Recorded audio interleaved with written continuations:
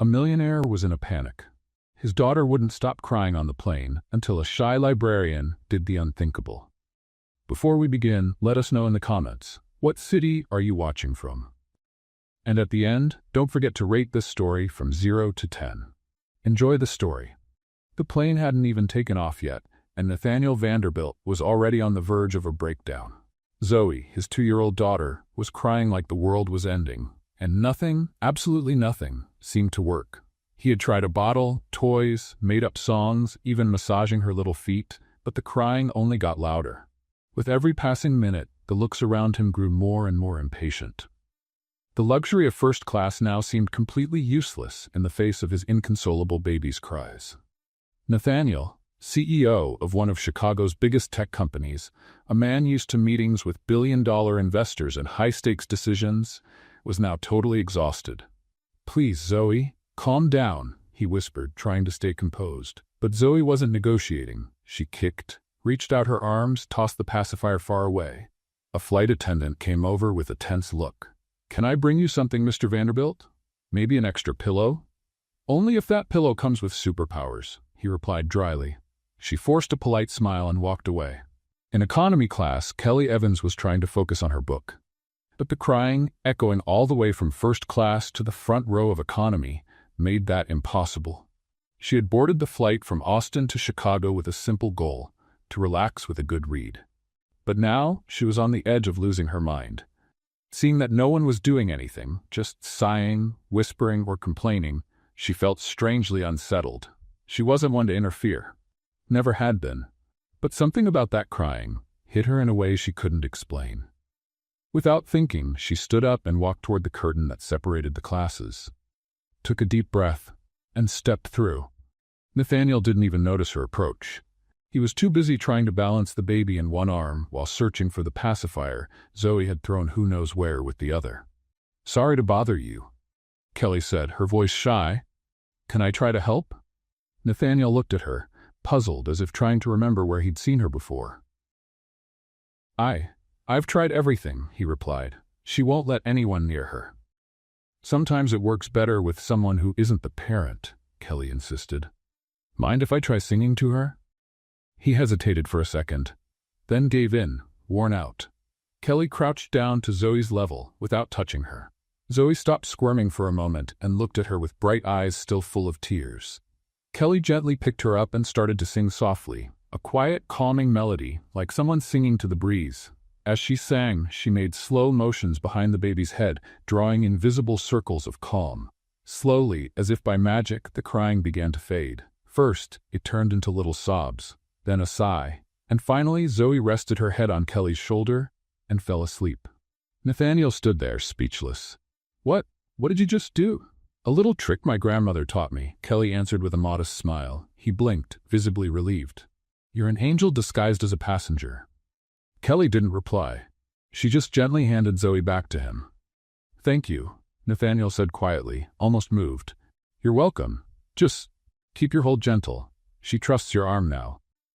Kelly stepped back and quietly returned to her seat in economy. She sat down with her heart racing, as if she had just done something completely crazy, and yet absolutely right. The rest of the flight was peaceful. Zoe stayed asleep, and Nathaniel, though tired, seemed to breathe easier. After landing in Chicago, Kelly gathered her things, ready to leave, when a flight attendant stopped by her side. "This is for you," she said, handing her a small envelope. Kelly opened it curiously. Inside, a short note written in elegant handwriting. "You saved my day. Thank you so much." She read it, smiled, and thought to herself, "I'll probably never see those two adorable people again." But she had no idea how wrong she was. 2 days later, Kelly Evans adjusted her blazer for the 3rd time in 5 minutes as she walked through the halls of the Lincoln Community Center. The interview for coordinator of the new children's library section was her big chance to finally land a decent job in Chicago. After 3 months of sending out resumes and only getting automated rejection emails, she was determined to make a good impression. "You've got this, Kelly," she whispered to herself, taking a deep breath. "It's just an interview. What could possibly go wrong?" The answer to that question came exactly 3 seconds later. As she turned the corner toward the waiting room, Kelly walked straight into something, or rather someone, pushing a baby stroller. The impact was so strong that she stumbled backward, dropping her folder and sending resumes flying across the floor like confetti at a party no one had planned. "Oh my goodness, I'm so sorry," she blurted, quickly kneeling down to gather the papers. "No, it was my fault. I was just—" The familiar voice trailed off. Kelly looked up and nearly choked. Standing there with a pink baby stroller and a look of total surprise was Nathaniel Vanderbilt. The same man from the plane. The same polished CEO, now wearing a dress shirt with a suspicious carrot puree-looking stain on the shoulder. "You," they both said at the same time, pointing at each other. Zoe, comfortably nestled in the stroller, clapped her little hands when she saw Kelly, as if watching a particularly entertaining show. "What are you doing here?"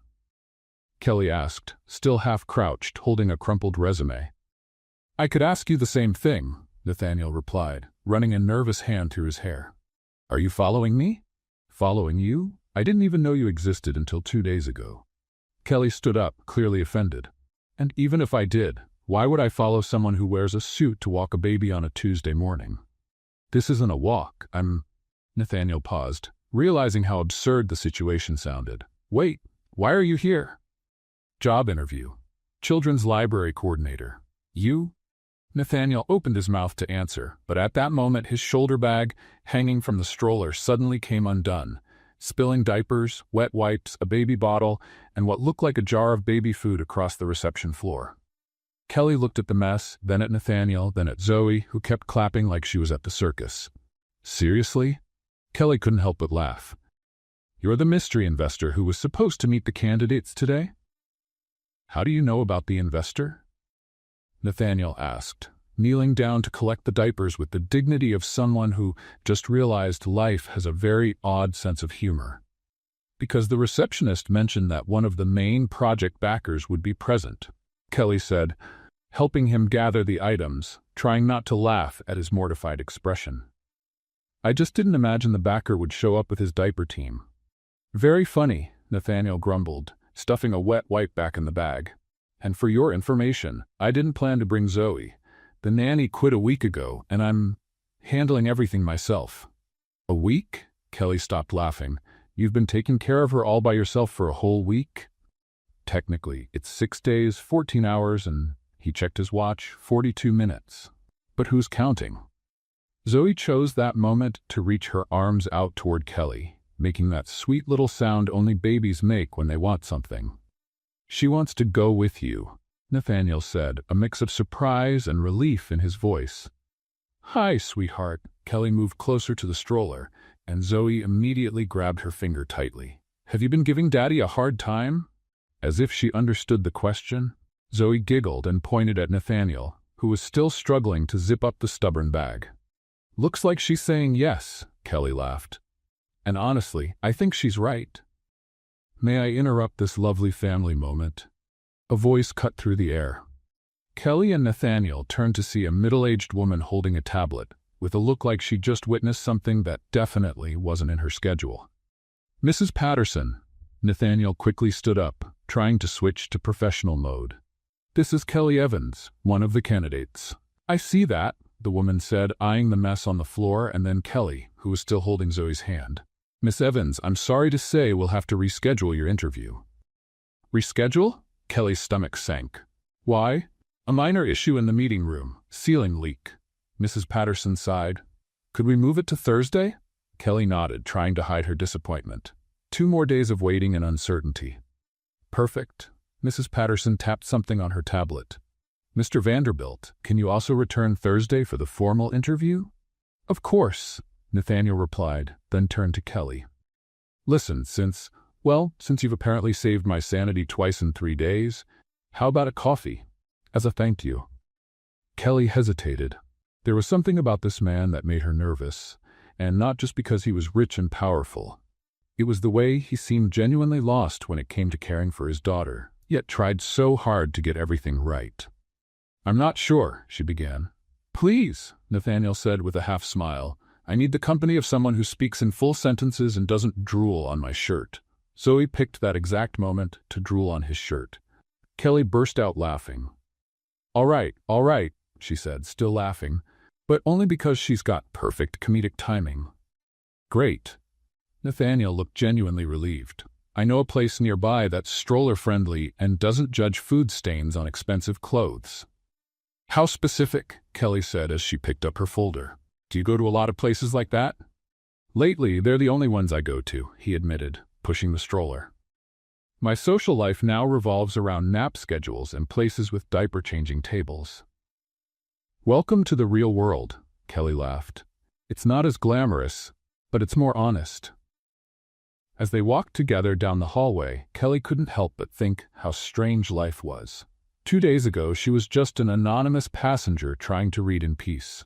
Now she was heading to have coffee with a millionaire who carried diapers in his bag and talked about nap routines. Can I ask you something? Kelly said when they reached the front door. Sure. Why don't you just hire another nanny right away? I mean, you probably have the resources for that. Nathaniel paused for a moment, looking at Zoe, who was playing with a colorful plastic toy. Because, he sighed, because she turned down the last 3, and honestly, I didn't really trust them either. It's hard to leave your daughter with someone you barely know. Kelly felt a tug in her chest. There was something so vulnerable in the way he said that, so different from the confident CEO image. I understand, she said softly. Besides, he added, my daughter seems to have very specific preferences when it comes to caregivers. Zoe, as if she knew she was being praised, giggled and waved at Kelly. She definitely knows how to win people over, Kelly smiled. Vanderbilt family, Nathaniel said, pushing the stroller down the sidewalk. Irresistible charm is a genetic trait. Modesty too, apparently, Kelly replied dryly. Nathaniel laughed, a real laugh, not the polite kind she imagined he used in business meetings. You'll find out, Kelly Evans. Modesty isn't exactly one of my strengths. What a surprising revelation, she murmured, but she was smiling. When they arrived at the cafe, Kelly realized that for the first time in weeks, she wasn't thinking about interviews, jobs, or the stack of bills waiting for her at home.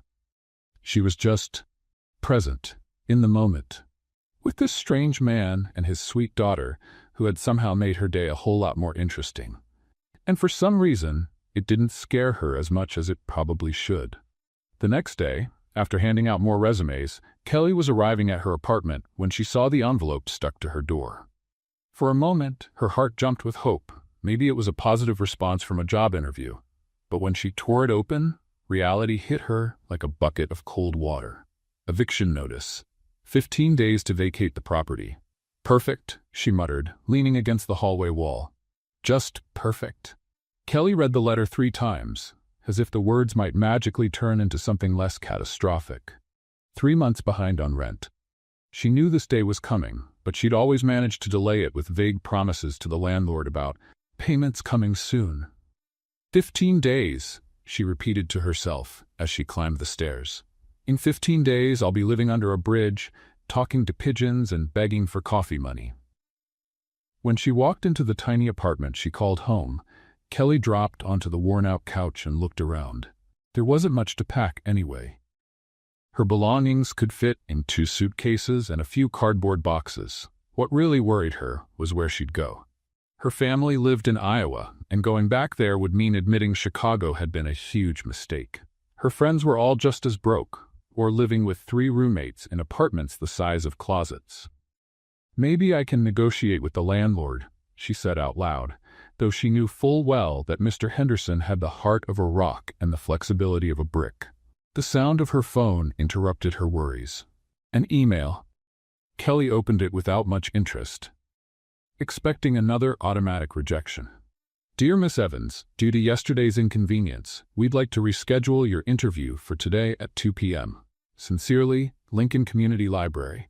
Kelly looked at the clock. 12:15. If she hurried, she could make it on time. Well, she said, standing up from the couch, at least I can be rejected in person instead of by email. 2 hours later, Kelly walked out of the library with a stunned smile and the feeling that the universe was playing a joke on her. She'd gotten the job. Children's section coordinator, decent salary, benefits included. The only catch? She wouldn't start for 30 days. 30 days, she muttered, walking down the sidewalk. I've got 15 days to find a place to live and 30 days before I start earning money. The math is not working in my favor. That's when her phone rang. Unknown number. Hello, Kelly? This is Nathaniel. Nathaniel Vanderbilt. Oh. She stopped walking. Hi. How did you get my number? Mrs. Patterson gave it to me. Listen, I know this might sound strange, but can I meet with you? I have a proposal you might be interested in. Kelly looked around as if someone might be filming this surreal moment. What kind of proposal? Work-related. Can you meet me at the coffee shop we went to yesterday? Let's say in an hour? Kelly hesitated. All right, but if you're planning to pitch me some pyramid scheme or sell me vitamins, I'm out. Nathaniel laughed on the other end.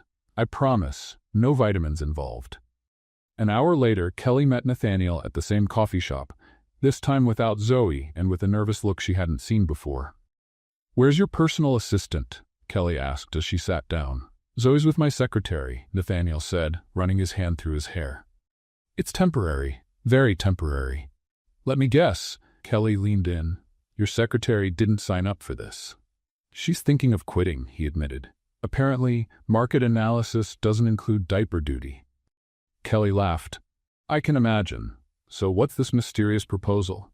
Nathaniel took a deep breath.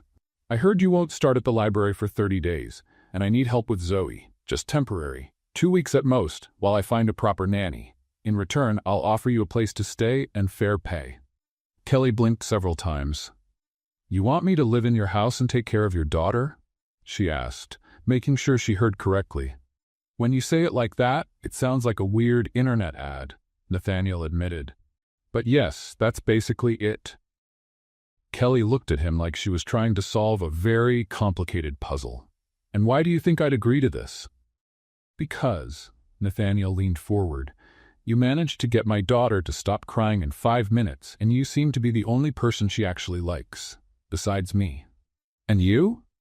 Me what? Do you like me? Kelly asked, then blushed deeply. I mean, do you trust me enough to leave your daughter in my care? Nathaniel smiled. Not the polite executive smile, but something more real. Kelly, you walked through a first-class curtain to help a stranger with a crying child.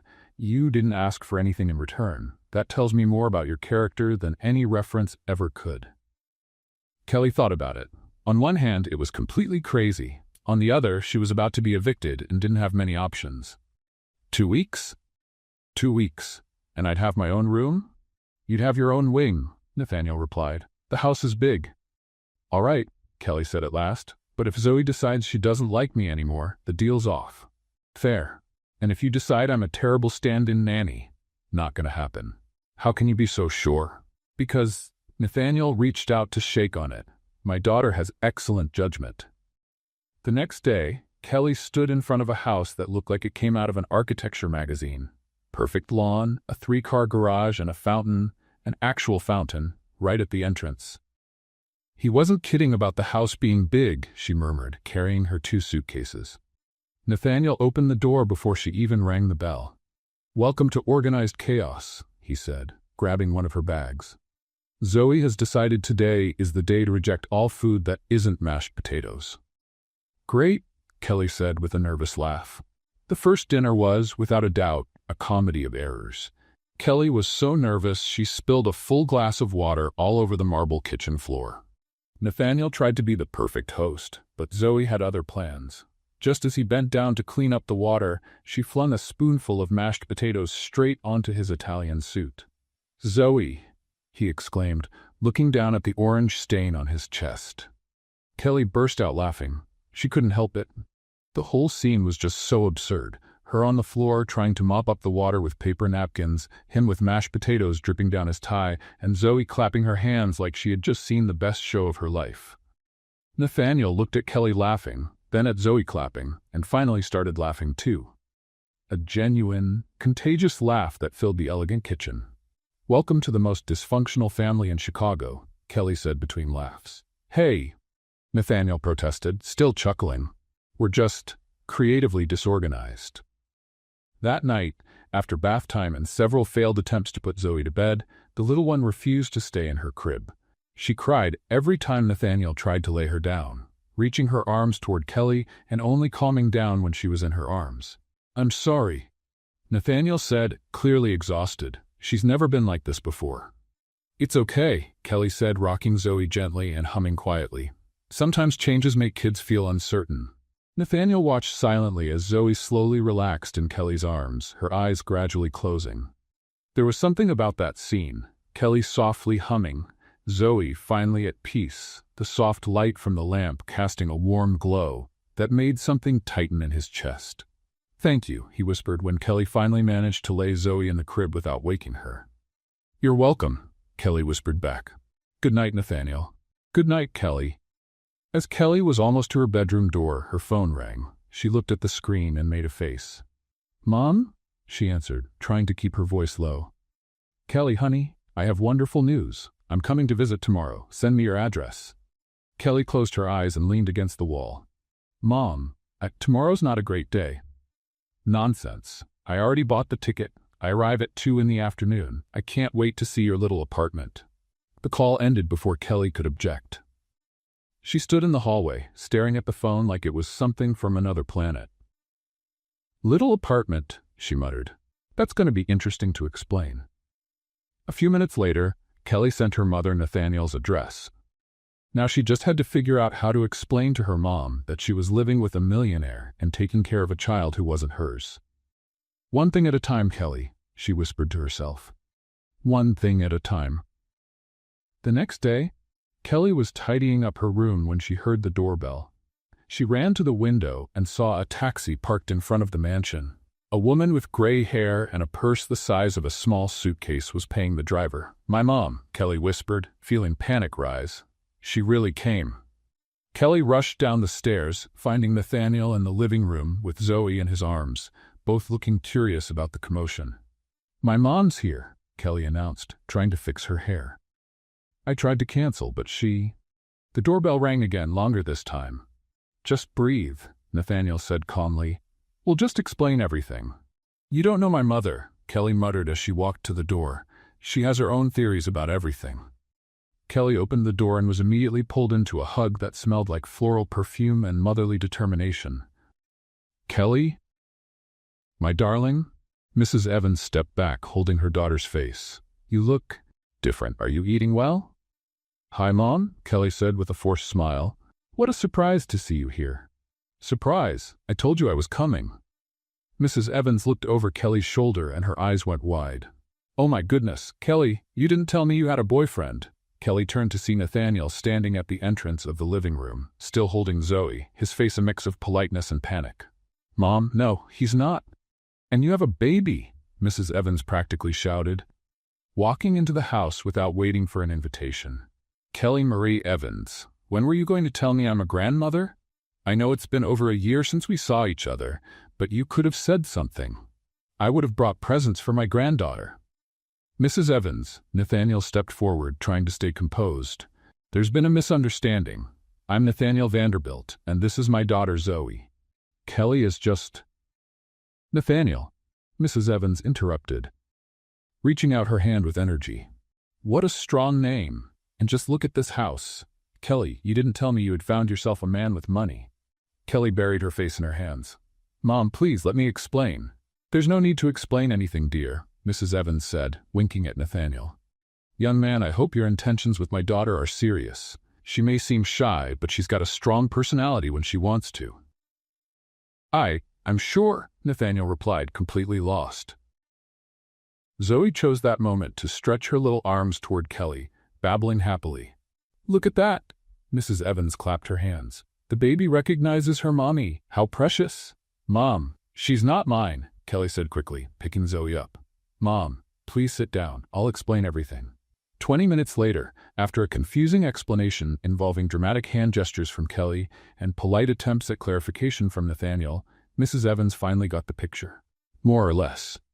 "So you're a temporary nanny," she said, looking suspiciously between Kelly and Nathaniel, "and the two of you are not dating." "Exactly," Kelly confirmed. "Yet," Mrs. Evans murmured, but loud enough for everyone to hear. "Mom." "What?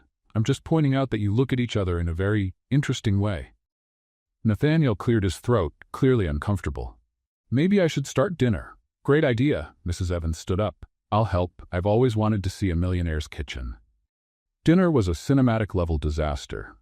Mrs. Evans asked questions ranging from slightly awkward to completely invasive, always at a volume loud enough to be heard in the next county. "So, Nathaniel," she said while cutting her chicken with determination, "Kelly told me you lost your wife. I'm very sorry for your loss."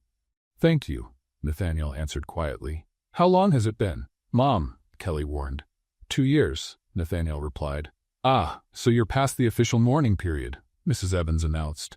"Good to know you're ready to move on." Kelly nearly choked on her water. "That's not exactly how it works, Mom." "Of course it is, dear.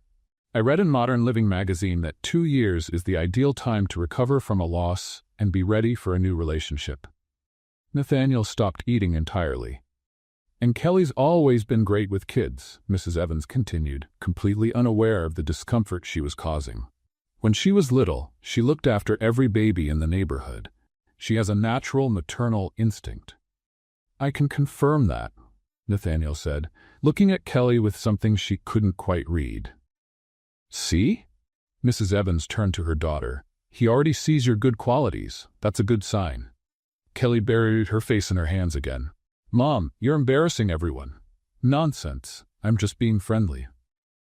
Zoe, who had been quiet for most of dinner, decided it was time to share her thoughts on the situation.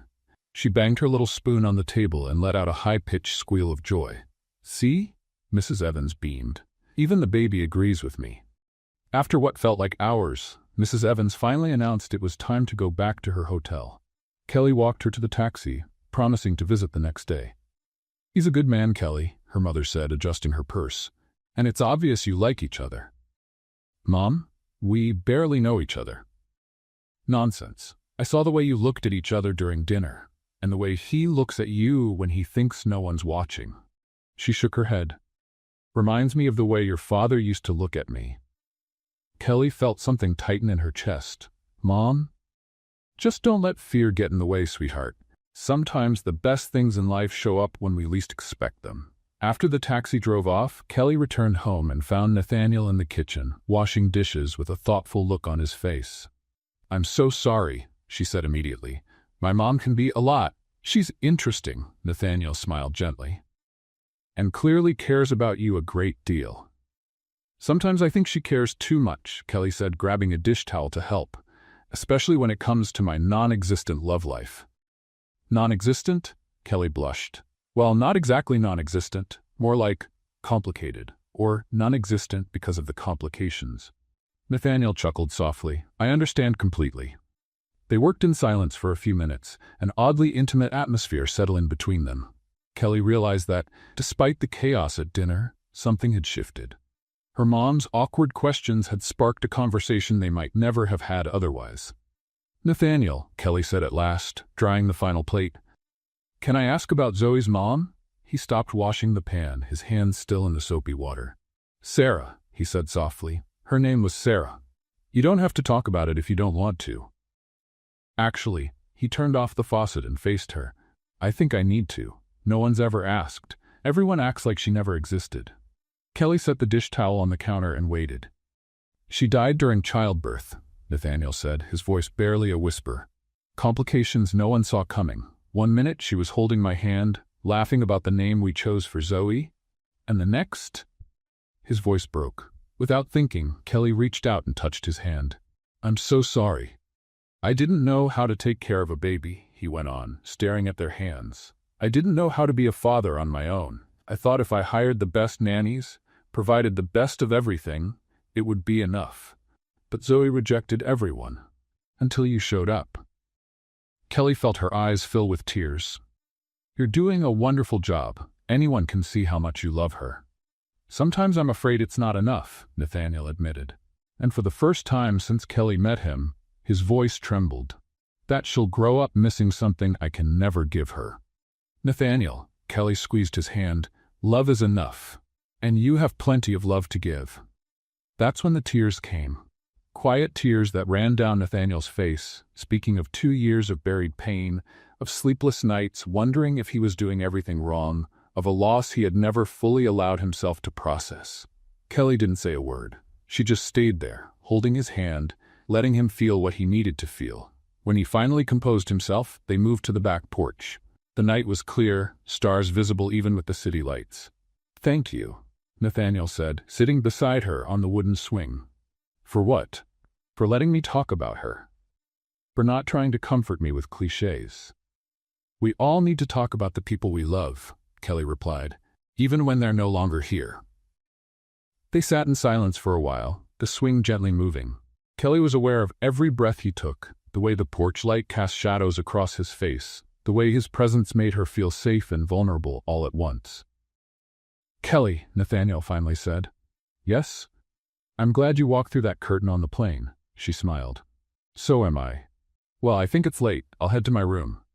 Nathaniel simply nodded. The next morning, Kelly woke up to the sound of tense voices coming from Nathaniel's office. She went downstairs and found the door slightly open, letting fragments of the conversation reach her. "What do you mean the contract was canceled?" Nathaniel's voice was tight. "We had an agreement." Kelly hesitated, unsure whether to walk away or see if he needed anything. Her decision was made when she heard the sound of something hitting the desk. 6 months of work, Nathaniel continued on the phone. 6 months, and they suddenly decide they want another supplier? Kelly gently knocked on the door and stepped in. Nathaniel looked at her, phone still to his ear, with a mix of anger and worry on his face. "We'll talk about this later," he said into the phone and hung up. "Everything okay?" Kelly asked. Nathaniel ran his hands through his hair, a gesture she now recognized as a sign of stress. "Work issues," he said simply. "Nothing you need to worry about." But Kelly could see it in the tension in his shoulders, in the way he stared at the papers scattered across the desk. It was far more serious than he let on, and for some reason, that worried her more than she wanted to admit. In the following days, the house that had become a warm, welcoming refuge began to feel more like an emergency office. Nathaniel had turned the dining room into a command center, with papers spread across every surface and 3 phones ringing at intervals that seemed designed to create maximum stress. Kelly watched all of it, while trying to keep Zoe entertained on the living room rug, away from the growing chaos. The little girl seemed to sense the tension in the air. She was fussier than usual, refusing to eat properly and waking up several times during the night. "No, and no," Nathaniel's voice echoed down the hallway. "I don't care if they want to renegotiate. The original deal was perfectly fine." Kelly winced and turned to Zoe, who was chewing on a rubber toy with a puzzled look on her face. "Your daddy's having a tough time at work," she said softly. "But don't worry, he'll be okay." As if she disagreed with Kelly's hopeful statement, Zoe spit out the toy and started to whimper. I know," Kelly said, picking her up. "You're feeling the tension too. How about we read a book?" But even Zoe's favorite story about the adventurous bunny couldn't compete with the rising volume of Nathaniel's voice coming from the dining room. "What do you mean you need 3 more weeks to decide?" he shouted. "This project should have been done yesterday." Kelly sighed. Over the past 3 days, Nathaniel had become an intensified version of himself, waking up at 5 in the morning to call international suppliers, glued to the phone all day, barely eating. Whenever Kelly tried to bring him a sandwich, all she got was a distracted nod of thanks. She didn't know anything about corporate business, but she did understand people under pressure, and Nathaniel was clearly reaching his limit. Kelly placed Zoe in the playpen and walked to the home library, an impressive room with bookshelves stretching from floor to ceiling. She scanned the shelves until she found what she was looking for. A section of books on management and leadership, most with serious covers and intimidating titles. "Perfect," she muttered, picking out 2 books she remembered reading back when she worked at the public library in Iowa. One was about crisis management, and the other about leading under pressure. Kelly returned to the dining room and found Nathaniel on the phone, waving at a spreadsheet in frustration. "Sorry to interrupt," she said softly, placing the books on the table beside him. Nathaniel glanced at the books, then at her, looking confused. "Books? They're about crisis management," Kelly explained quickly.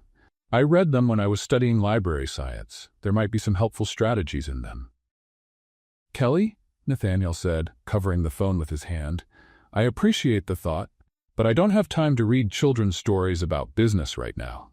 Kelly blinked, surprised by the sharpness in his voice. These are serious books, written by. We'll talk about it later, he said, already turning back to the call. Yes, I'm still here. No, that's not acceptable. Kelly stood there for a moment, feeling strangely small. Then she picked up the books and walked out of the room. The next day, things only got worse. Zoe woke up crying at 5 in the morning, refused breakfast, and spilled juice all over the clean clothes Kelly had just put on her. Meanwhile, Nathaniel was already on the phone before brushing his teeth, his voice echoing through the house like a constant drumbeat of frustration. It can't be that hard to find a new supplier, he yelled, storming through the kitchen. Do the research. Do your job. Kelly was trying to convince Zoe to eat at least one full of oatmeal when the little one decided it was more fun to throw the food on the floor. Just as Kelly bent down to clean up the mess, Nathaniel walked into the kitchen. Kelly, have you seen my contract with Morrison Industries? It was on the living room table, but... He stopped suddenly when he saw the oatmeal all over the floor and Zoe with messy hands, laughing at her own mischief. Seriously? He snapped. You can't even keep a 2-year-old clean during breakfast? Kelly stood up slowly, cleaning rags still in hand, and looked at him with a mix of shock and disbelief. Excuse me? I'm sorry, I didn't mean. Nathaniel ran a hand through his hair. It's just that I've been looking for that contract for 20 minutes and you thought it was a good idea to take out your frustration on me? Kelly interrupted, her voice dangerously calm. That's not what I... That's exactly what it was, Kelly said, placing the rag in the sink harder than necessary. Zoe, sweetie, let's go for a walk. Kelly, wait. No, she turned to him. You clearly need some time to cool off, and the two of us need some fresh air. Kelly lifted Zoe from the high chair, grabbed the diaper bag, and walked out of the kitchen, leaving Nathaniel standing there like he'd just been struck by lightning. 3 hours later, Kelly returned with Zoe asleep in the stroller and a calmer look on her face. She found Nathaniel sitting on the back porch, staring out at the garden with a cup of cold coffee in his hands. Kelly, he stood as soon as he saw her. Before you say anything, Kelly said, locking the stroller brake, I need to say a few things. Nathaniel nodded, looking like he was ready to take a well-deserved scolding. I understand you're under pressure, Kelly began, sitting on the porch swing. I get that losing an important contract is stressful and that you feel responsible for a lot of people. But what you can't do is treat the people around you like tools that exist only to make your life easier. You're right, Nathaniel said immediately. I was completely unfair. I'm not finished, Kelly raised her hand. You have this habit of treating everything like a problem to solve, including people. Your secretary isn't a computer you can reprogram. Zoe isn't a project you can optimize. And I'm not an employee you can scold when things don't go as planned. Nathaniel sat heavily in the chair next to her. You're absolutely right, and I'm sorry. Truly sorry. Why do you do that? Kelly asked, her voice softer now. Why do you need to control everything? Nathaniel was silent for a long moment, staring at his hands. Because I'm scared, he finally admitted. I'm scared that if I don't keep everything under control, it'll all fall apart. The company, my ability to take care of Zoe, everything. And when did someone tell you that you had to manage everything on your own? Since Sarah died, his voice came out as a whisper. Everyone just looked at me, waiting for me to know what to do. The lawyers, the doctors, the employees, everyone assumed I had a plan, so I pretended I did. Kelly felt a tightness in her chest. Nathaniel, you don't have to pretend with me. I know, he looked at her. It's just hard to stop. After 2 years of acting like you're in control, you forget what it's like to admit you're not. Can I tell you a secret? Kelly leaned forward. No one's really in control. Everyone's just making it up as they go and hoping for the best. Nathaniel laughed, a broken but genuine sound. That's both comforting and terrifying at the same time. Welcome to adulthood, Kelly smiled. Population? Everybody pretending they know what they're doing. They sat in silence for a few minutes, watching Zoe sleep peacefully in her stroller. About those books you suggested? Nathaniel finally said. Do you really think they could help? I don't know, Kelly answered honestly. But what you're doing now clearly isn't working. Maybe it's worth trying something different. Can you show me which ones? Kelly smiled. Sure. But first you're going to take a shower, eat something that's not coffee, and spend at least an hour playing with your daughter without thinking about work. That sounds dangerously close to not being in control. Exactly, Kelly stood up. Let's see if you can survive it. Later that night, Kelly found Nathaniel in the library, leaning over one of the books she had recommended. She brought him a cup of tea and set it beside him. Anything interesting? Actually, yes. He looked up, surprised. This chapter on effective delegation, I never thought about it this way. What do you mean? The author talks about the difference between delegating tasks and delegating authority. I always delegate tasks, but I never really let people make decisions. Kelly sat in the armchair next to the table. And does that make sense to you? Unfortunately, it makes a lot of sense, Nathaniel sighed. I think I just figured out why my team calls me for everything. I never really let them handle anything on their own. Then maybe it's time to start trusting them. Nathaniel closed the book and looked at her. How did you get so wise about things that aren't even in your field? Librarians read a lot. Kelly smiled. And we watch people. You learn that most human problems are just variations of the same few themes. And what's my basic theme? Kelly thought about the question carefully. Fear of not being enough. So you try to make up for it by being everything to everyone. The simplicity of the observation hit him like a punch in the stomach. That's uncomfortably accurate. The good news is you don't have to be everything to everyone, Kelly stood. You just need to be a dad to Zoe and a boss to your company. And even that doesn't have to be perfect. As Kelly walked upstairs to her room, Nathaniel stayed in the library for a few more hours, reading about leadership strategies he had never considered before. For the first time in days, his mind wasn't spinning in circles of panic. Maybe, just maybe, he didn't have to carry the weight of the world on his own. The next morning, Nathaniel woke up with a fresh energy Kelly hadn't seen in weeks.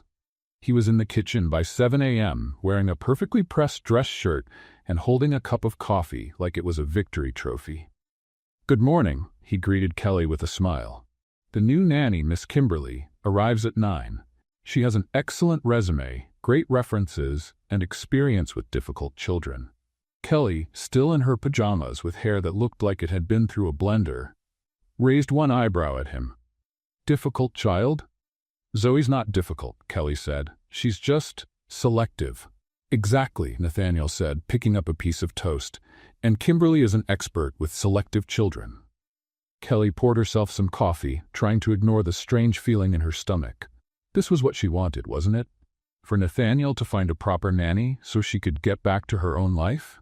I'm sure everything will work out just fine, she said, trying to sound convincing.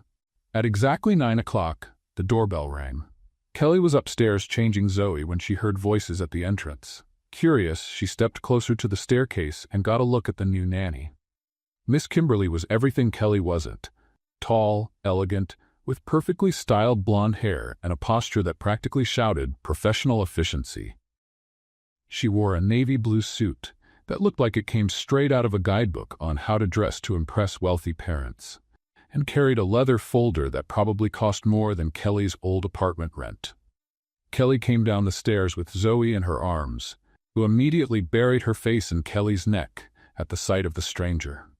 Miss Kimberly, this is Kelly, and this little one is Zoe, Nathaniel said, making the introductions. Pleasure to meet you, Kimberly said, offering Kelly a polished smile and a firm handshake. I hear you've been filling in here temporarily. You must be eager to get back to your regular life.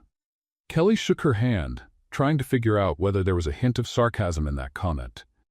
Well, Kelly's been wonderful, Nathaniel interrupted, but I know she has her own plans.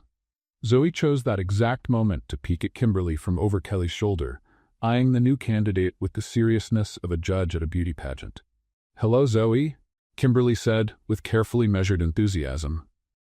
Aren't you a little sweetheart? Zoe quickly hid her face again. She's a bit shy around new people, Kelly explained. Of course, Kimberly nodded knowingly. That's perfectly normal.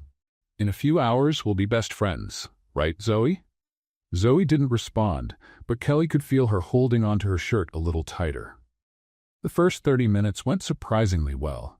Kimberly showed off her efficiency by organizing Zoe's toys by color and category, explaining to Nathaniel the benefits of a structured routine, and flipping through her folder full of age-appropriate learning activities. Kelly watched from a distance, trying to convince herself she was glad Nathaniel had found someone so qualified. But there was something about the way Kimberly spoke about Zoe, as if she were a project to manage, not a child to love, that didn't sit right with her. "Now let's test her reaction to a brief separation," Kimberly announced. "Miss Kelly, would you mind stepping out for a few minutes?" Kelly looked at Nathaniel, who nodded encouragingly. "All right," she said, kissing the top of Zoe's head. "I'll be right back." The moment Kelly stepped out of the room, the crying began. Not a soft whimper, but a full-blown, panicked scream that made Kelly freeze on the stairs. "This is normal," she heard Kimberly say. "She needs to learn how to handle transitions." But the crying didn't stop. It kept going, and going, and going. 15 minutes later, Kelly couldn't take it anymore and went back into the room. She found Zoe on the floor, her face red from crying, arms outstretched toward the door. Kimberly was seated in an armchair, checking a stopwatch like it was part of a science experiment. Kelly rushed over and Zoe practically jumped into her arms. "It's all right, sweetheart." "Miss Kelly," Kimberly said, offering a tight smile, "this doesn't help the adaptation process." "The process can wait 5 minutes," Kelly replied, gently rocking Zoe until her sobs faded. The next day, things didn't get better. Zoe flat out refused to eat anything Kimberly offered, cried every time she got close, and developed the habit of chasing Kelly around the house. "She just needs time," Nathaniel kept saying, though Kelly could see the concern growing in his eyes. "Of course," Kimberly agreed, scribbling something into her little notebook. "Initial resistance is common in spoiled children." Kelly stopped folding Zoe's clothes. "Spoiled?" "Well, yes," Kimberly said, adjusting her glasses. "It's clear she's been overindulged and hasn't learned proper boundaries." "She's 2, Kelly said, trying to keep her voice calm. "Exactly the age when firm boundaries need to be introduced."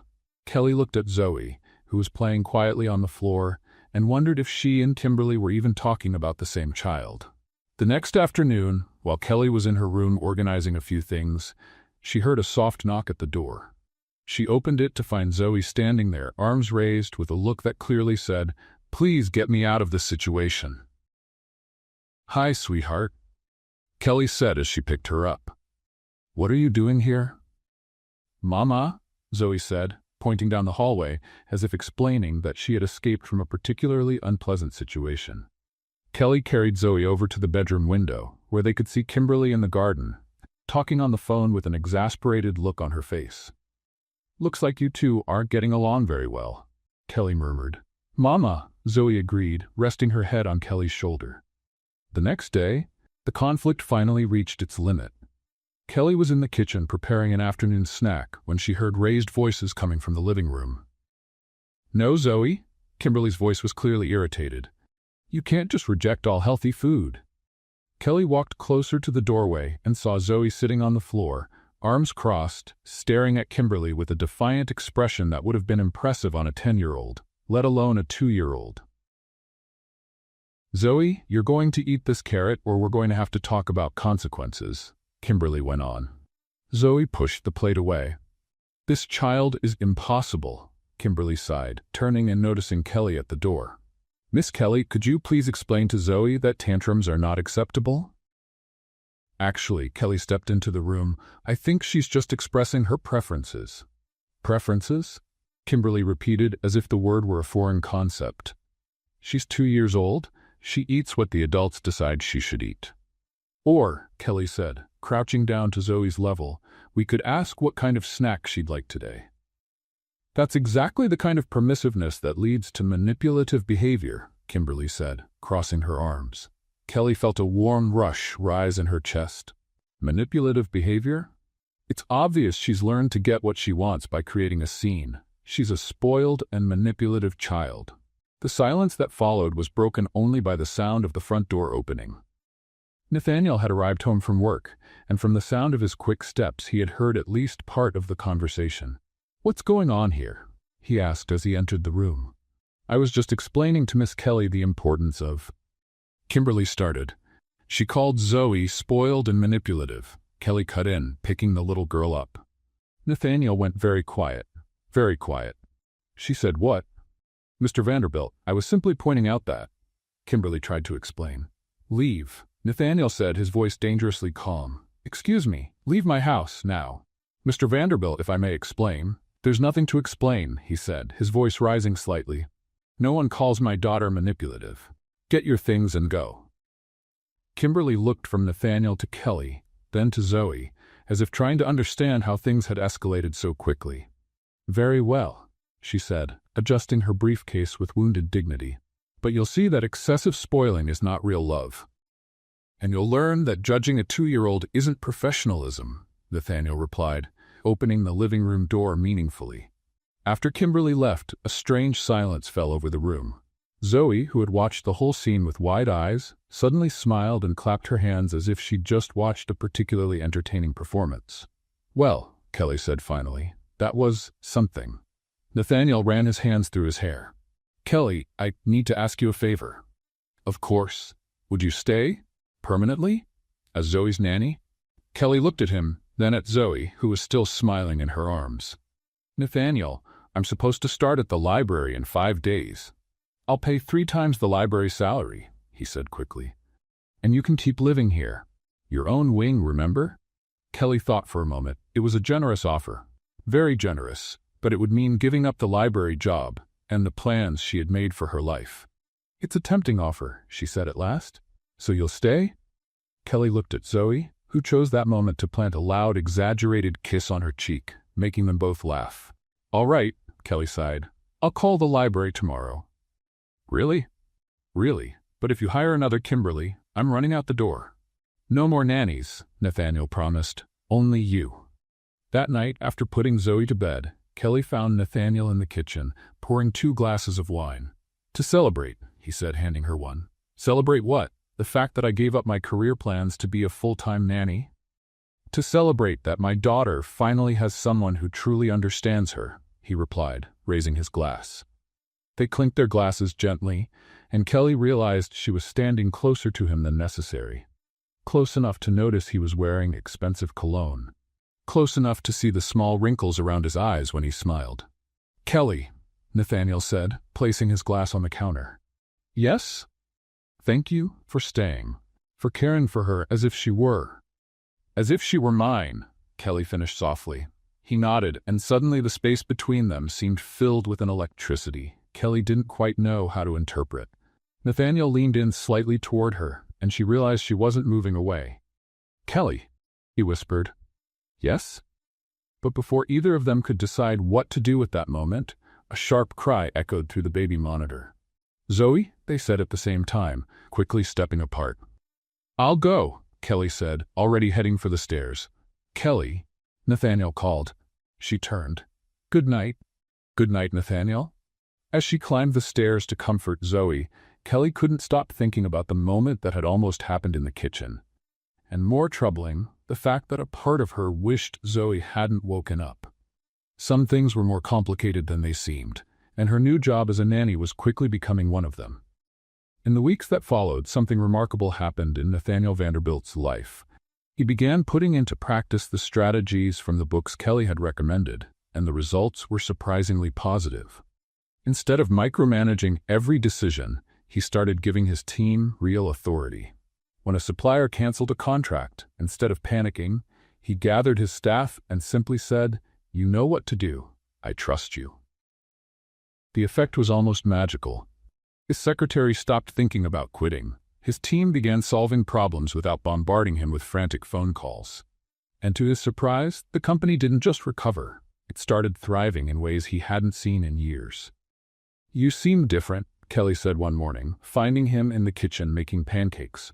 Real pancakes, not just coffee and anxiety. "Different how?" "Less like someone who's always waiting for the world to catch fire." Nathaniel laughed, flipping a pancake with more confidence than she expected. "Maybe it's because I've learned that sometimes the world will catch fire, and that doesn't mean I have to be the only firefighter around." "Look at you being philosophical before 8 a.m., Kelly smiled, settling Zoe into her high chair. "That's progress." Zoe clapped her hands when she saw the pancakes, letting out a happy squeal that made them both laugh.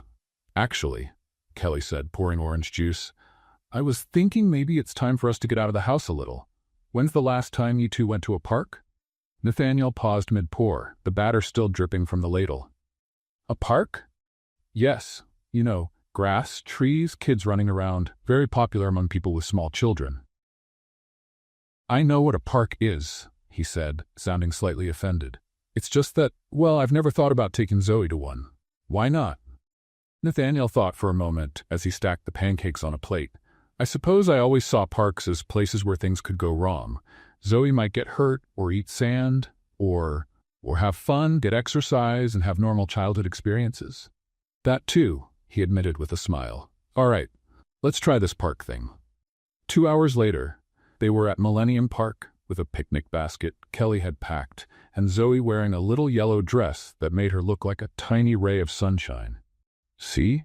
Kelly said, laying out a blanket under a tree. "The world didn't end just because we left the house."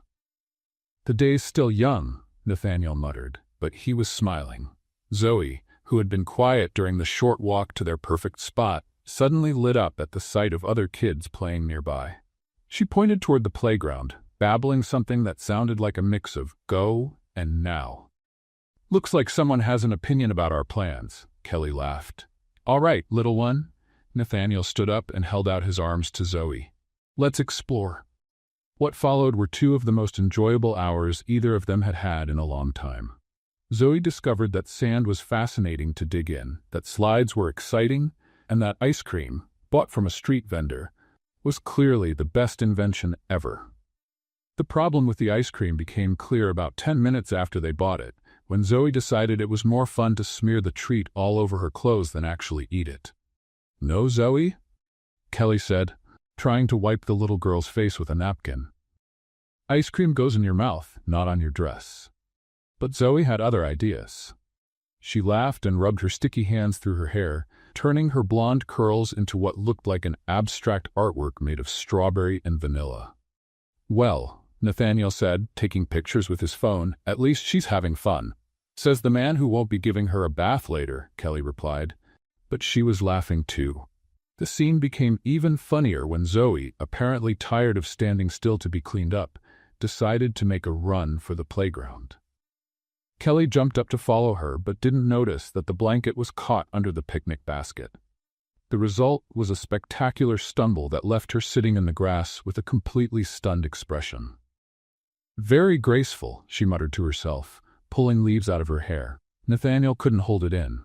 He laughed, a genuine, loud, contagious laugh, as he helped Kelly back to her feet. "You okay?" "My dignity took a hit, but physically I'm fine," Kelly replied, brushing the grass off her clothes. "Now, where's our little runaway?"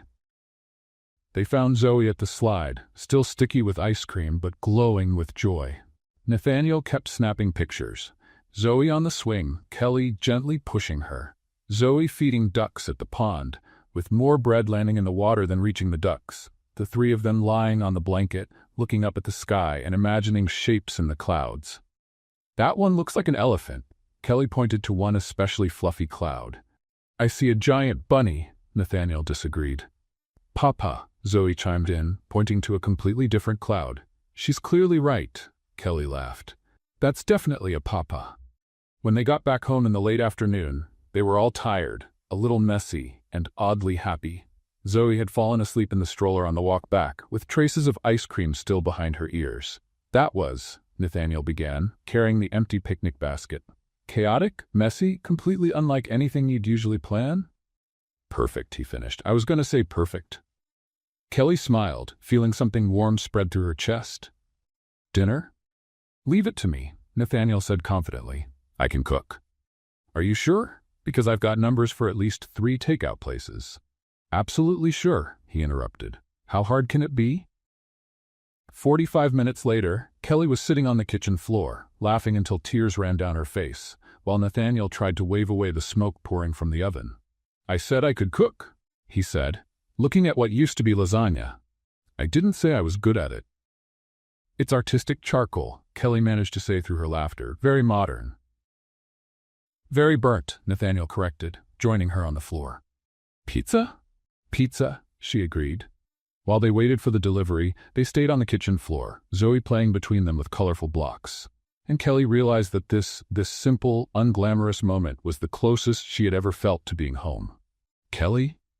Nathaniel said suddenly. Can I show you something? Of course. He got up and returned a few minutes later with a wooden box Kelly had never seen before. These are letters Sarah wrote, he explained, sitting next to her again. Some for me, some for Zoe. Kelly looked at the box like it was something precious and fragile. Do you read them?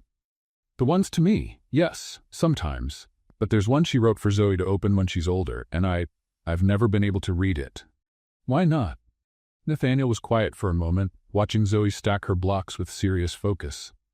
Because once I read it, she's really gone. As long as there's something of hers I haven't read, it feels like there's still one more conversation to have. Kelly felt tears sting her eyes. But Nathaniel, maybe the point isn't to end a conversation. Maybe it's to start something new. He looked at her, then at the box, then at Zoe. Would you read it with me? If you want me to. With slightly trembling hands, Nathaniel opened the envelope marked, "For my little Zoe, when you're old enough to understand." The letter was short, written in Sarah's delicate handwriting, full of love and hope for a daughter she never got the chance to meet. It talked about dreams she had for Zoe, how she hoped she would be brave and kind, and how she wanted her to know she had been loved even before she was born. At the end, there was one line that made them both cry.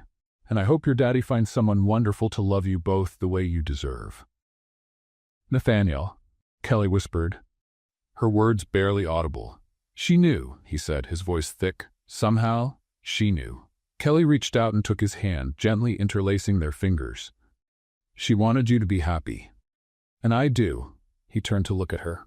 I want to be happy, with you. What happened next felt as natural as breathing. Nathaniel leaned in toward her. Kelly didn't pull away, and when their lips met, it felt like all the scattered pieces of their lives had finally clicked into place. The kiss was soft at first, hesitant, then deeper, more certain. Kelly felt like she was both falling and flying, as if everything in her life had led to this exact moment. When they pulled apart, they stayed like that for a moment, breathing in sync, foreheads touching, while Zoe played happily at their feet, completely unaware that the world had just changed. Kelly, Nathaniel began. But before he could continue, the phone rang. Loud and persistent, shattering the moment like glass. Nathaniel looked at the phone, then at Kelly, clearly torn. Answer it, she said softly. It could be important. Vanderbilt, he said into the phone, his voice still a little rough. Kelly watched his expression shift as he listened, relaxed to focused to concerned. When? He asked. It can't wait until Monday? I see. Yes, I'll be there tomorrow. He hung up and turned to Kelly with an apologetic look. Problem in Portland. I need to fly out tomorrow. 2 days, maybe 3. Oh, Kelly said, trying to hide the disappointment in her voice. Kelly, he took her hand again. Would you stay with Zoe until I get back? She looked at him, then at Zoe, who had just stacked 4 blocks and was clapping for herself. Of course, she said. We'll be fine. Thank you. He kissed her forehead gently. I'll be back as soon as I can. That night, as Kelly put Zoe to bed, she couldn't stop thinking about the kiss, about Sarah's letter, and about the strange feeling that her life was about to change in ways she couldn't yet imagine. Some changes, she thought, come like storms. Others arrive like a kiss in someone's kitchen, soft and as inevitable as the sunset. The next morning, Kelly woke to the sound of Nathaniel's cab pulling out of the driveway at 5:30. She stretched in bed, listening to the unusual stillness of the big house, and suddenly it hit her. She was alone with Zoe for the next 2 days, completely alone, responsible for a 2-year-old in a mansion that still sometimes felt like a museum. All right, Kelly, she murmured to herself, slipping on her robe. How many people take care of kids? Millions, billions. You can do this. The first challenge came 20 minutes later when Zoe woke up crying because Daddy wasn't there to say good morning like he always did. I know, sweetheart. Kelly picked her up and gently rocked her. Daddy went to work, but he'll be back soon. In the meantime, it's just the 2 of us, and we have very important plans today. Dada? Zoe asked, looking around with sleepy eyes. Daddy's coming back, Kelly promised. But first, How about some breakfast? And then we can read stories. Lots of stories. The morning turned out to be surprisingly peaceful. Kelly discovered that Zoe was a very enthusiastic audience for her character voices, clapping whenever Kelly pretended to be a roaring lion or a hooting owl. They spent a full hour in the library, with Zoe pointing to different books and Kelly making up stories on the spot just from the pictures on the covers. And then, Kelly said dramatically, pretending to read a book about a dog, the brave little dog decided he wanted to fly like a bird. Woof woof, Zoe added, smiling. Exactly, Woof Woof said, I'll try, and climbed the tallest tree he could find. It was during the third made-up story that Margaret, the housekeeper, appeared in the doorway with a tray of tea. Sorry to interrupt, she said with a warm smile. I thought you might like a little snack. Margaret, you're an angel, Kelly sighed.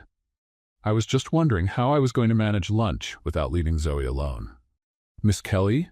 Margaret set the tray down on the low table. May I say it's a pleasure to see you with little Zoe like this? What do you mean? Well, Margaret adjusted the napkins neatly. Mr. Nathaniel has always been very structured with the girl's routine. Time for this, time for that. But you let her be a child. Kelly looked over at Zoe, who was trying to turn the pages of a book upside down. I'm not entirely sure I know what I'm doing, to be honest. No one really knows, Margaret said with a soft laugh. But love always works better than manuals. After lunch, Kelly decided it was time for Zoe to learn something new. How about we learn a song? She suggested, sitting down at the piano in the music room. Kelly didn't know how to play the piano. Her musical skills were pretty much limited to singing in the shower, but she found she could press a few keys and make a simple melody while she sang. Twinkle, twinkle, little star, she sang, pressing random keys that sounded vaguely musical. To her surprise and delight, Zoe tried to sing along, making melodic sounds that were almost recognizable as music. Ink, ink, Zoe sang, clapping her hands. That's right. Kelly clapped too. You're singing. They spent the whole afternoon creating their own version of classic children's songs, with Kelly on her improvised piano and Zoe providing enthusiastic, if not always in tune, vocals. Later in the afternoon, Robert, the driver, found the two of them in the kitchen trying to make cookies. Or rather, Kelly trying to make cookies, while Zoe supervised from her high chair, occasionally contributing flour scattered all over the counter. Need a hand? He offered, seeing the colorful mess that had once been a spotless kitchen. Do you know how to make cookies? Kelly asked, hopeful. My wife always says I'm better at following recipes than navigating Chicago traffic, Robert smiled. And that's saying something. With Robert running the operation and Kelly providing constant entertainment for Zoe, they managed to bake 24 cookies that were only slightly burned around the edges. Success, Kelly declared, biting into a warm cookie. Zoe, we've proven we can make edible food. More or less edible, Robert added with a laugh. The next day, Kelly woke up feeling more confident. She had made it through her first day alone with Zoe, without any disaster bigger than flour on the kitchen floor. Maybe she actually did know what she was doing. That confidence lasted until 9 o'clock that night, when a strong storm swept through Chicago. Kelly was reading to Zoe in her bedroom when she noticed the little girl felt warmer than usual. Zoe? She said, placing her hand on the toddler's forehead and feeling her stomach sink. You've got a fever. Zoe was clearly uncomfortable, crying in a way Kelly had never heard before. Not the usual tired or cranky crying, but something that sounded like real pain. Kelly tried to stay calm. Fevers in children were common, she knew that. But Zoe kept getting hotter, and her quiet cries were turning into heartbreaking wails. It's okay, sweetheart, Kelly murmured, walking around the house with Zoe in her arms. We'll take some medicine and you'll feel better soon. But even after giving her the proper medicine and trying every soothing trick she knew, Zoe's fever wouldn't go down and the crying wouldn't stop. Kelly looked at the clock. 10:30 p.m. Nathaniel was probably asleep, getting ready for his big meeting the next day.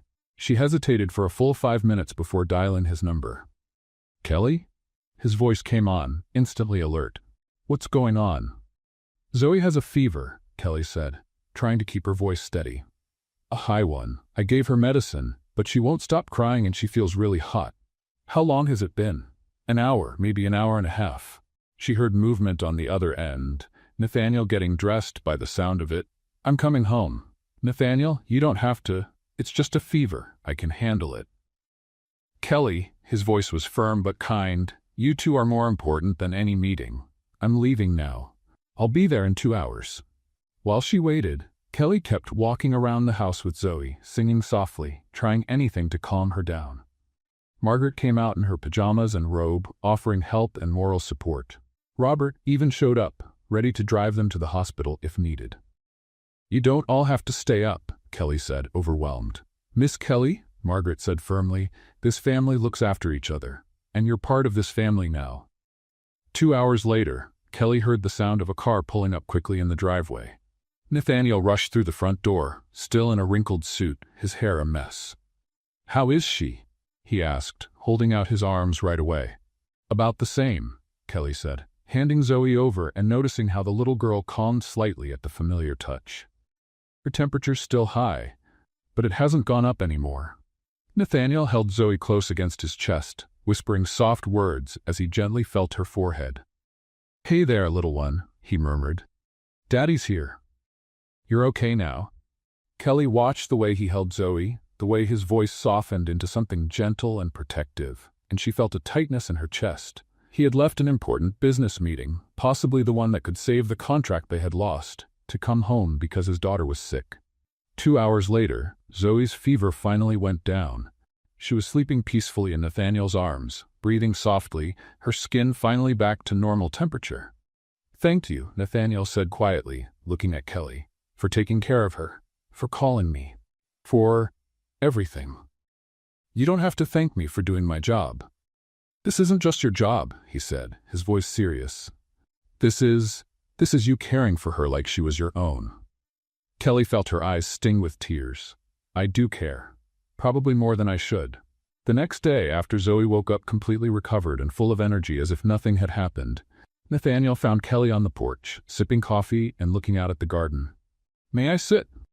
"Of course." They sat in silence for a few minutes, listening to Zoe play in the living room with Margaret. "About last night," Nathaniel began. "You missed your important meeting," Kelly said. "I'm sorry." "Don't be." He turned to look at her. "It got rescheduled, and even if it hadn't, I would have made the same choice." "Why?" "Because the two of you mean more to me than any deal." Kelly felt her heart start to race. "Nathaniel." "Kelly, we need to talk about the future, about what's happening between us." "I know," she sighed. "And I'm scared." "Scared of what?" "Of getting too attached," she admitted. "To you, to Zoe, to this life. And then finding out it was only temporary." Nathaniel took her hand. "Kelly, look at me." She turned to meet his eyes. "I don't want to lose you, not as Zoe's nanny and not as whatever it is we're becoming. Do you understand that?" "I do," she said softly. "But what if things change? What if you meet someone who fits your world better?" "My world," Nathaniel repeated, smiling gently, "is a house where my daughter laughs, where someone burns dinner and doesn't mind, where I get to be a dad instead of a CEO. That's my world now, and you're right in the center of it." Kelly felt the tears begin to form. "You're sure?" "I'm sure I want to find out where this goes," he said. "If you do too." Kelly looked back at the house behind them, where she could hear Zoe laughing with Margaret, at the garden where they'd had picnics, at the man sitting beside her who had dropped everything to come home when they needed him. "I do," she said finally. "I want to find out too." Nathaniel smiled, not the polished smile of a businessman, but something warm and genuine that made Kelly realize she might have finally found where she truly belonged. "Well," he said, standing up and holding out his hand, "how about we start with breakfast? I promise not to burn anything today." "We'll see," Kelly laughed, taking his hand. "But I'm keeping the pizza place on speed dial, just in case." As they walked back into the house together, Kelly realized that for the first time in a long while, she wasn't thinking about the future with anxiety. Instead, she was simply happy to be exactly where she was, in that moment, with the people who had become her family in ways she never could have planned. 2 days later, Kelly thought it would be a good idea to take Zoe for a surprise visit to Nathaniel's office. After all, he had mentioned several times how much he missed his daughter during long work days, and Zoe always got excited when she heard the word "daddy." "Let's go surprise Daddy," Kelly said as she dressed Zoe in a pink dress that made her look like a little doll. "Da-da!" Zoe clapped her hands, clearly approving the plan. Nathaniel's office was on the 32nd floor of a glass and steel skyscraper in downtown Chicago, with a view that made Kelly feel a little dizzy. The receptionist recognized them immediately and escorted them to his office with warm smiles. "Surprise?" Kelly said, appearing in the doorway with Zoe in her arms. Nathaniel's face lit up in a way that made Kelly's heart skip a beat. "What a wonderful surprise," he said, standing and reaching out for Zoe. "How are my two favorite girls?" Kelly felt a strange warmth at the phrase, "my two girls," but tried not to overthink it. They spent a lovely hour at the office, with Zoe fascinated by the skyscrapers she could see through the window, and Nathaniel clearly more relaxed than Kelly was used to seeing when he was in work mode. A few coworkers stopped by to say hello, all of them commenting on how big Zoe had gotten and how obvious it was that she adored Kelly. "I need to get back to a meeting," Nathaniel said reluctantly.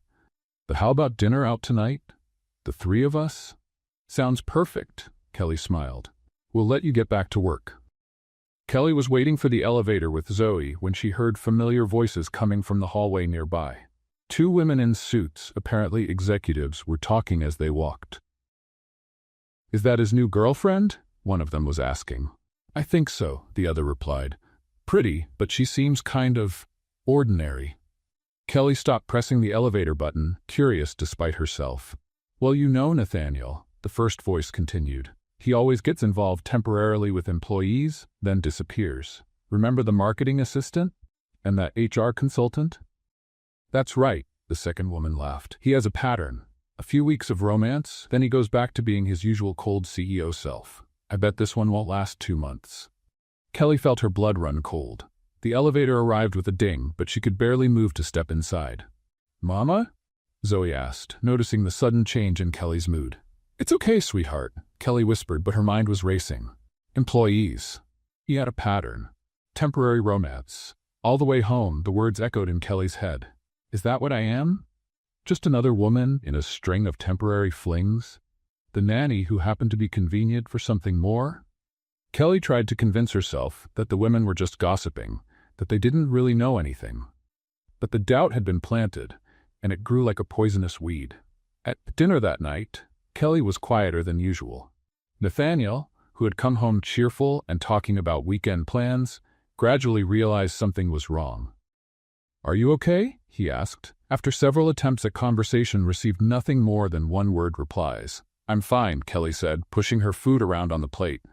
"Kelly," Nathaniel set down his fork, "you're clearly not fine. What happened?" Kelly looked at him, this man who had come to mean so much to her, and wondered if she was being naive. Was she just a temporary phase in his carefully organized life? "It's about us," she said finally. "What about us?" Maybe I should leave." The silence that followed was deafening. Nathaniel froze, like her words had the power to stop him completely. "You want to leave?" he asked, his voice carefully controlled. Kelly hesitated. Part of her wanted to shout no, to explain about the women at the office, to hope he would convince her she was wrong. But the scared part, the part that had been hurt before, whispered that it was better to leave before being left behind. "Maybe it's for the best," she said, hating how those words sounded, even coming from her own mouth. Nathaniel slowly nodded, but Kelly could see something break behind his eyes. "If that's what you want," he said, "I'll respect your decision." "Thank you," Kelly whispered, feeling like she was watching her life fall apart. The next morning, Kelly woke up with a heart as heavy as stone. Nathaniel had left early for work, leaving only a note saying she could take all the time she needed to get organized. With tears streaming down her face, Kelly began to pack her few belongings. There wasn't much. 2 suitcases, a few boxes of books, and memories from a few months that had completely changed her life. Before leaving, she decided to stop by Nathaniel's office to leave the keys and say a proper goodbye. But as she walked into the room, something on his desk caught her eye. It was a photo of the 3 of them, Nathaniel, Kelly, and Zoe, taken on the day of the picnic at the park. Zoe was sitting on Kelly's lap, covered in ice cream, and the 3 of them were laughing like it was the happiest moment in the world. Kelly turned the photo over and read the message Nathaniel had written in his handwriting. The person who made me happy again and brought laughter back into this home. The tears came harder now. Kelly clutched the photo to her chest, feeling the full weight of her mistake. The women at the office didn't know anything. They were gossiping, making assumptions based on who they thought Nathaniel was, not who he really was. Kelly ran through the house, looking for him. "Margaret," she called. "Where's Nathaniel?" Margaret appeared in the kitchen with a sad expression. "Oh, Miss Kelly, he left this morning with little Zoe. Said they were going to visit his sister in Milwaukee for a few days." "For a few days?" "Yes, dear. He seemed quite down when he left." Kelly leaned against the wall, feeling like the ground had vanished beneath her feet. She had ruined everything. Because of gossip, because of fear, because of her own insecurity, she had thrown away the best thing that had ever happened in her life. The house, which had always felt warm and full of life, now felt empty and cold. Without Zoe's laughter echoing through the halls, without Nathaniel popping into the kitchen to sneak bites of whatever Kelly was cooking, without the sense of family that had grown between them, the mansion was just a big, silent building. Kelly went upstairs to her room and sat on the bed, holding the photo and realizing she had made the biggest mistake of her life. She had let fear win over love, insecurity over trust, and now she didn't know if she would get a second chance to make things right. "What have I done?" she whispered to the empty room. Outside it began to rain, as if the sky itself were crying for missed chances, and the words that should have been spoken, but never were. A few hours later, Kelly was putting the last book into the box when Margaret gently knocked on the bedroom door. "Miss Kelly?"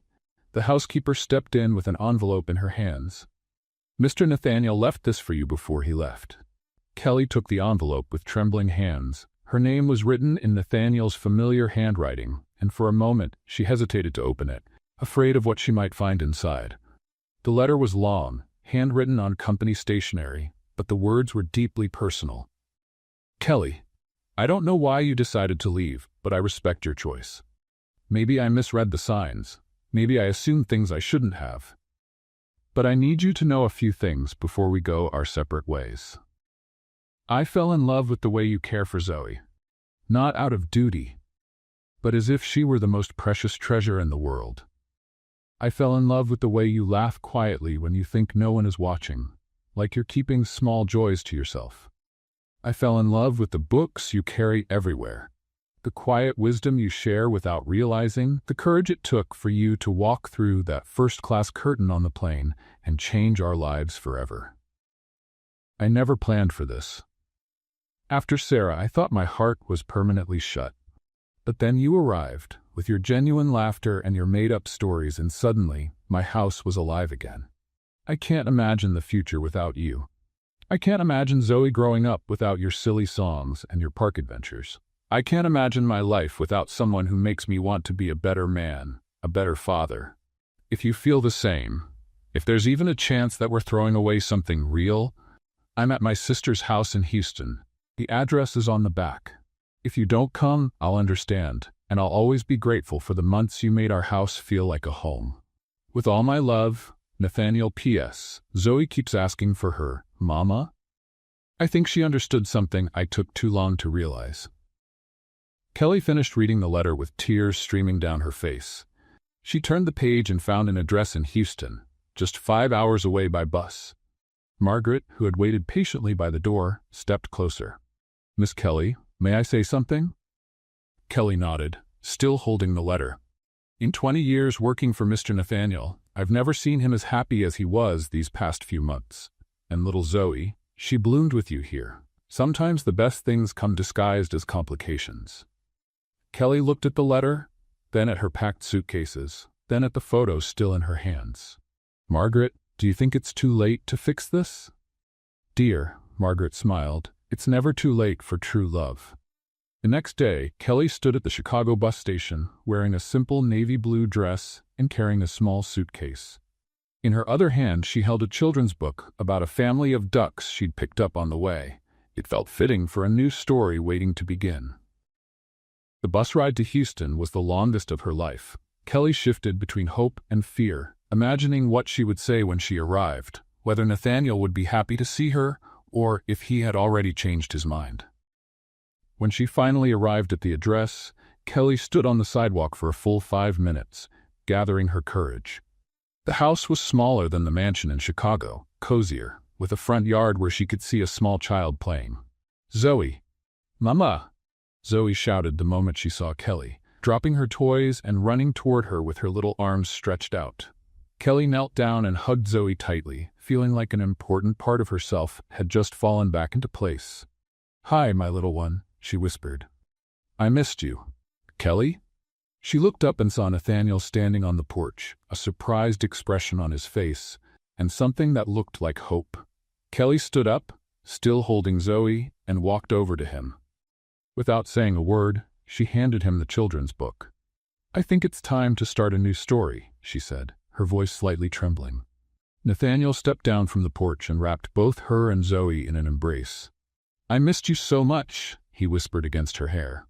"I missed you too," Kelly replied, "and I'm sorry for running away, for doubting us." "It doesn't matter," Nathaniel said. "You're here now." They pulled apart slightly, and Kelly saw that Nathaniel looked nervous in a way she had never seen before. "Kelly, before we go inside, there's something I need to do." To her surprise, he gently placed Zoe on the ground and took a small velvet box from his pocket. And right there in the front yard, with Zoe clapping beside them, Nathaniel got down on one knee. "Kelly Evans," he said, opening the box to reveal a simple but beautiful ring. "You came into my life trying not to draw any attention, a quiet passenger just trying to read in peace. But you changed everything. You changed my daughter, you changed my home, you changed my heart." Kelly covered her mouth with her hands, tears streaming freely. "Will you be part of this beautiful mess, officially and forever?" Nathaniel asked. "Yes," Kelly said, laughing and crying at the same time. "Yes, yes, yes." Nathaniel slid the ring onto her finger and stood up to kiss her, but was interrupted by Zoe, who wrapped her arms around their legs, turning it into a group hug that made them all laugh. "Family," Zoe declared, and Kelly swore she could hear her speak more clearly than ever before. That night, they celebrated with a dinner that was a delightful disaster. Nathaniel tried to cook something special but burned the chicken. Kelly spilled wine onto the candles, which tipped dangerously, and Zoe managed to smear mashed potatoes across 3 different chairs. "To our crazy little family," Nathaniel said, raising a glass of apple juice since the wine had spilled all over the table. "To second chances," Kelly added. "Mama, Dada," Zoe chimed in, clinking her plastic cup against theirs. Later, as they cleaned up the mess, Kelly looked around the small, messy kitchen. At the man drying dishes while one of the candles still smoked sideways on the table. At the little girl helping by reorganizing napkins on the floor, and thought she had never seen a more perfect scene in her life. A few days later, they returned to Chicago with Zoe asleep in Kelly's lap and the engagement ring softly catching the light of the airplane. Nathaniel had insisted they fly back, saying that after all the recent drama, they deserved a bit of comfort. "Welcome home, newly engaged." Margaret greeted them at the door with a beaming smile and a tray of champagne. "The entire staff is eager to hear all the details." "How do you already know?" Kelly asked, surprised. "Mr. Nathaniel might have called from the airport," Margaret admitted with a wink. "We waited a few minutes before popping the cork." Robert appeared, carrying their bags, grinning from ear to ear. "Congratulations, Miss Kelly. Or should I say, future Mrs. Vanderbilt?" "Kelly still works," she laughed.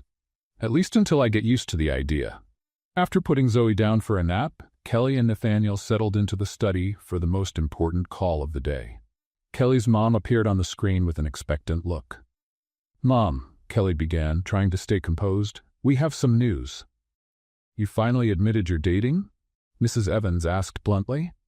"A bit more than that," Nathaniel appeared on screen, taking Kelly's hand and showing the ring. The scream Mrs. Evans let out probably woke the neighbors in Iowa. "I knew it. I knew it from that very first dinner. Kelly Marie Evans, why didn't you tell me he was going to propose?" "Because I didn't know," Kelly laughed. "It was a complete surprise." "When's the wedding? Where's it going to be? How many guests? Have you picked the flowers yet?" "Mom, breathe," Kelly said. "We just got engaged 2 days ago. 2 days is an eternity in wedding planning time, her mom declared. I need to start calling everyone right away. Nathaniel looked at Kelly with a slightly alarmed expression. Everyone? My family is enthusiastic, Kelly explained, and large. 2 weeks later they had set a date, a simple Saturday in the garden, just close family and a few dear friends. Kelly wanted something small and meaningful, not a Hollywood production. How many people do you think your mom will bring? Nathaniel asked on the Thursday before the wedding. She said it would be just close relatives. Kelly answered as she arranged the final flower details. Maybe 10 people at most. On Friday afternoon, 3 vans pulled up at the front of the house. Kelly looked out the window and felt the blood drain from her face. Nathaniel, she called, her voice strangely calm. Remember when I said 10 people? Yes? I may have slightly underestimated my mother's definition of close relatives. 32 of Kelly's relatives poured out of the vans like clowns from a circus car. There were uncles, aunts, cousins, second cousins, and some people Kelly was pretty sure she had never seen before, but who were apparently third-degree relatives by marriage. Nathaniel stood at the entrance, watching the peaceful invasion with the expression of someone trying to solve a particularly tricky logistics problem. Well, he finally said, at least we know the party will be lively. Are you panicking? Kelly asked, concerned. I'm calculating how many rooms we have and whether I can turn the library into a temporary bedroom, he admitted. But no, I'm not panicking. This is your family, and tomorrow it'll be our family. Kelly fell a little more in love with him right then. Over the next 2 hours, Nathaniel turned his home into a makeshift hotel. The library became a room for the single uncles, the game room housed the teenage cousins, and the office was converted into a space for the grandparents. Mr. Nathaniel, Margaret whispered as she passed by carrying stacks of towels. May I say you're handling this with impressive grace? Margaret, Nathaniel replied, helping carry sheets. If I survived the past few months with Kelly and Zoe, I can survive one night with the Evans family. The next day, the garden was transformed. Simple but elegant flowers decorated an improvised altar under the big tree where Kelly and Nathaniel had shared so many conversations. White chairs were arranged in small, cozy rows, and soft lights were strung through the branches, ready to glow as the sun went down. Kelly looked out the bedroom window and smiled. It was exactly what she had dreamed of, simple, warm, and full of love. Ready, dear? Her mother asked, adjusting the simple veil Kelly had chosen. More than ready, Kelly replied. The ceremony began with Zoe as the flower girl, wearing a white dress and carrying a pillow with the rings. She started walking down the aisle with serious determination, but halfway through she tripped on the carpet and landed on her bottom, sending the rings flying. Instead of crying, Zoe looked around, saw everyone smiling warmly, and started clapping for her own dramatic performance. That's right, sweetheart, Kelly laughed, walking over to help her up. Always finish with flair. During the ceremony, Kelly's Uncle Charlie, apparently misunderstanding the moment, began singing Amazing Grace, right in the middle of the vows, without a microphone and slightly off-key. Instead of stopping him, the whole family joined in, turning the interruption into a beautiful, spontaneous moment.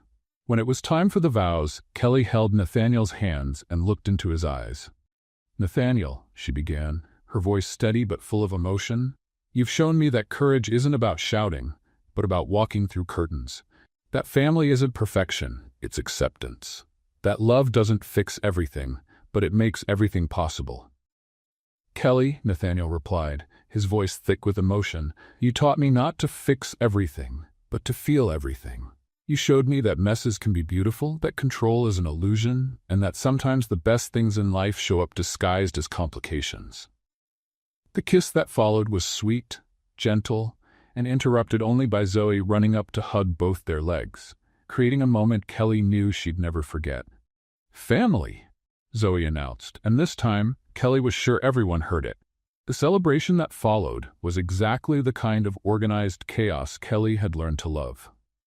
Her grandfather took over the microphone all night.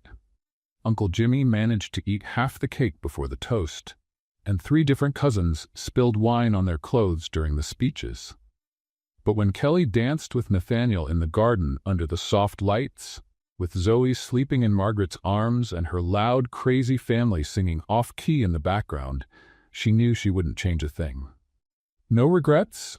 Nathaniel asked, twirling her gently. "None," Kelly smiled. "Well, maybe we should have hidden the cake better." "Note to self for our anniversary party," Nathaniel laughed. "Already planning the next party?" "Kelly Vanderbilt," he said, testing out the name. "I'm planning the rest of our crazy, wonderful life." And as they danced under the stars with the sounds of family and love all around them, Kelly thought that some of the best stories really do begin with the courage to walk through a simple curtain.